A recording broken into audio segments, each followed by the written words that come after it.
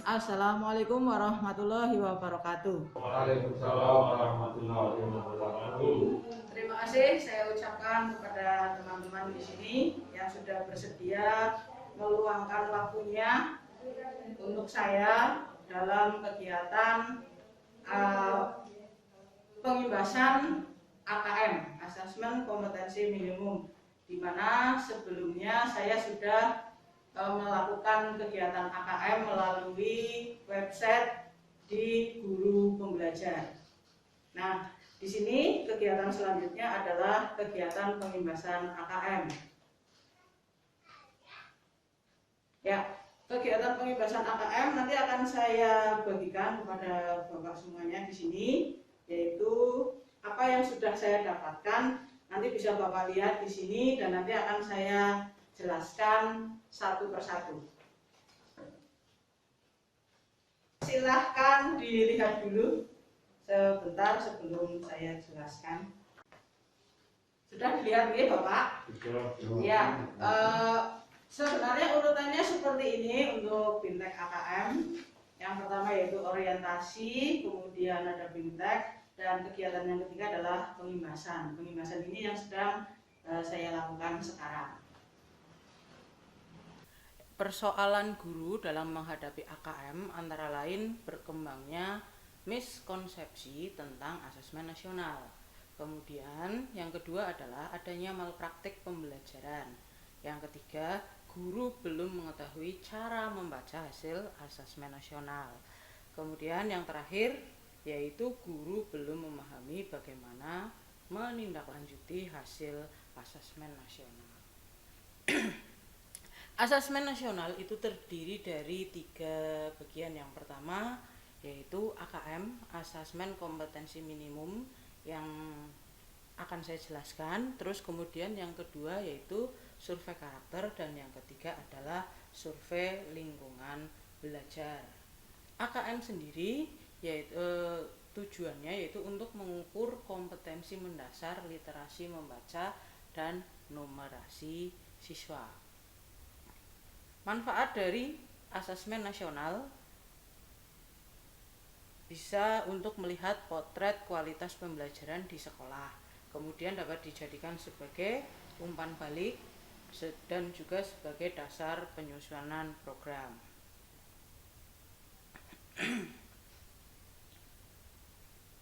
Perbedaan antara AKM dan UN. Perbedaannya mulai dari jenjang penilaian. UN itu SMP, SMA, dan SMK. AKM mulai dari SD, SMP atau yang sederajat, juga SMA yang sederajat. Level siswanya UN itu tingkat akhir. Kalau AKM itu ada level 5, level 8, level 9, level 11, dan level 12. Subjek siswanya UN itu seluruh siswa.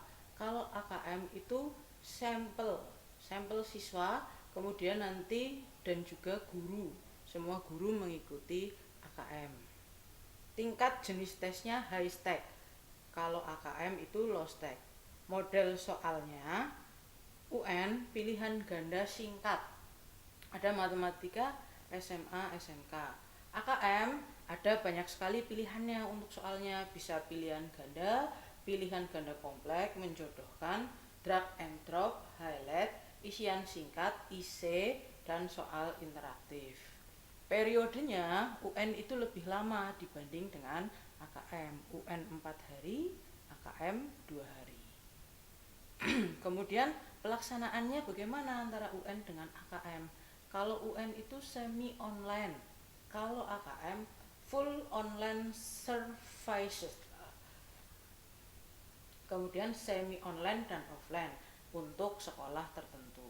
Metode penilaiannya CBT, Computer Based Test. Kemudian kalau AKM adalah CAT, Computerized Adaptive Testing, dengan Multi-State Adaptive Testing, MSAT. Kemudian spesifikasinya untuk minimal infrasekolah yaitu UN server sekolah, komputer klien, dan BW. AKM komputer sekolah tidak perlu komputer klien memori 2 GB. Resolusinya 1360 kali 768 dan Windowsnya Windows 7 ke atas. BW 20 Mbps untuk 50 peserta. Nah, bagaimana caranya kita untuk menghadapi asesmen nasional? Pemahaman mengenai tujuan dan manfaat asesmen nasional serta implikasinya pada perubahan praktik dan strategi pembelajaran di kelas. Siswa, guru, orang tua, kepala satuan pendidikan tidak lagi direkomendasikan untuk berlatih soal-soal persiapan AKM sebagaimana penilaian yang berbasis ujian. Jadi kalau ujian nasional itu siswa dilatih, kalau AKM tidak perlu ada pelatihan. Nah, peserta AKM yaitu dari seluruh satuan pendidikan, tapi tidak semua murid seperti yang telah dijelaskan tadi di depan, yaitu hanya sampel saja. Jadwal pelaksanaannya untuk SD itu hari pertama adalah tes literasi 75 menit, kemudian survei karakter 25 menit. Hari kedua tes numerasi 75 menit, kemudian survei lingkungan belajar 20 menit. Untuk SMP literasinya 90 menit dan karakternya 30 menit. Hari keduanya numerasinya 90 menit, kemudian survei lingkungan belajarnya 30 menit. Berlaku juga untuk SMK. Nah, sekarang peserta AKM yang menjadi sampel adalah siswa kelas 5, kelas 8, dan kelas 11. Mengapa? Karena hasil asesmen ini diharapkan menjadi dasar dilakukannya perbaikan pembelajaran. Pemilihan jenjang ini dimaksudkan agar siswa yang menjadi peserta asesmen nanti dapat merasakan perbaikan pembelajaran ketika mereka masih di sekolah tersebut. AKM sendiri merupakan penilaian kompetensi mendasar yang diperlukan oleh semua murid untuk mampu mengembangkan kapasitas diri dan berpartisipasi positif pada masyarakat. Ya, AKM dibedakan menjadi dua. Yang pertama adalah literasi membaca.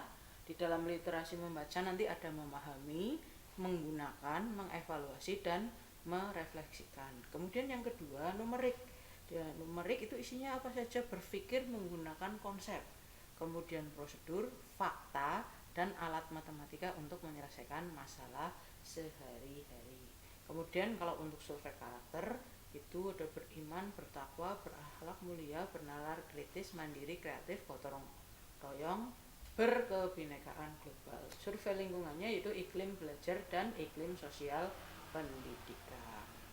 Komponen AKM literasi membaca ada konten, kemudian proses kognitif dan konteks. Di dalam konten itu ada teks informasi dan juga teks visi.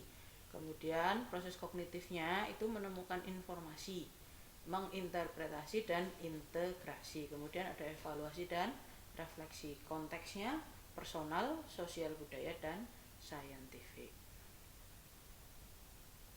Level pembelajaran literasi pada SMP atau sederajat, yang pertama level pembelajaran 1, yaitu untuk kelas 7 dan kelas 8. Level pembelajaran 1 literasi membaca teks fiksi dan membaca teks informasi. Pada level pembelajaran 2 yaitu untuk kelas 9 dan kelas 10, konten yang terus meningkat dibandingkan dengan kelas 7. Level literasinya masih membaca teks fiksi, level pembelajaran 2 juga membaca teks informasi.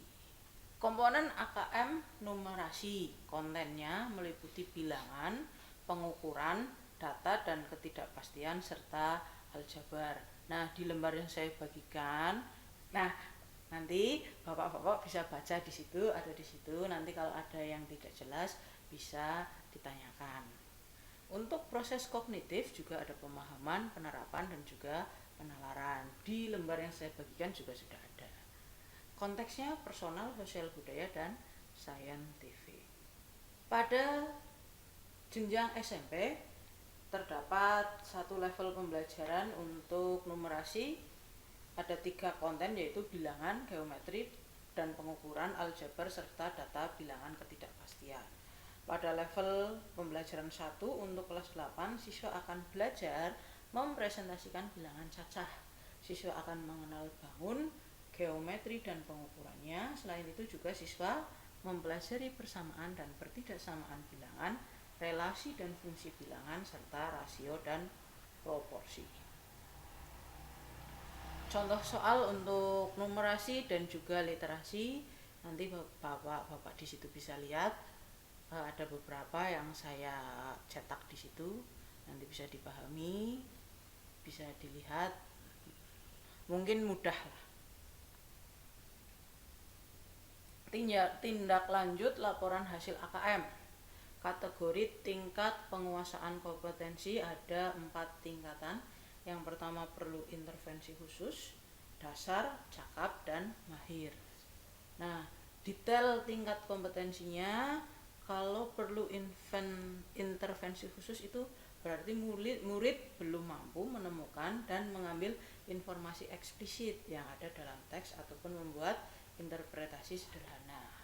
Dasar, cakap, dan mahir itu juga sudah saya tuliskan di kertas. Kemudian untuk numerasi juga sama. Kemudian guru menyusun strategi pembelajaran yang efektif dan berkualitas sesuai dengan kompetensi siswa. Perbedaan pembelajaran berbasis kompetensi dengan pembelajaran berbasis konten. Pembelajaran berbasis kompetensi berpusat pada kebutuhan, kemudian belajarnya untuk pemahaman konsep dan keterampilan, menunjukkan kinerja dengan menerapkan konsep, pembelajaran terkait dengan konteks kehidupan nyata, orientasi pada proses dan penguasaan kompetensi. Anak pakul bakso.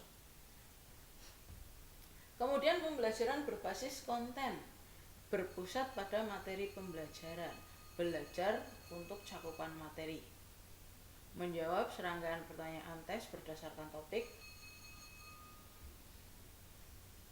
Pembelajaran berbasis konten berpusat pada materi, belajar untuk cakupan materi, menjawab serangkaian pertanyaan, pembelajaran kurang atau tidak terkait dengan konteks kehidupan nyata, orientasi pada nilai akhir. Demikian yang saya jelaskan. Ada yang mau ditanyakan untuk bapak-bapak di sini? Ya, silakan. Terima kasih Bu Windy. Tadi yang sudah dijelaskan kurang mengenai tujuan AKM ya. Ya. Tujuan AKM itu untuk apa? Gitu. Ya, salah satu tujuan AKM yang pertama tadi sudah saya singgung tapi sedikit, yaitu menghasilkan informasi untuk memantau.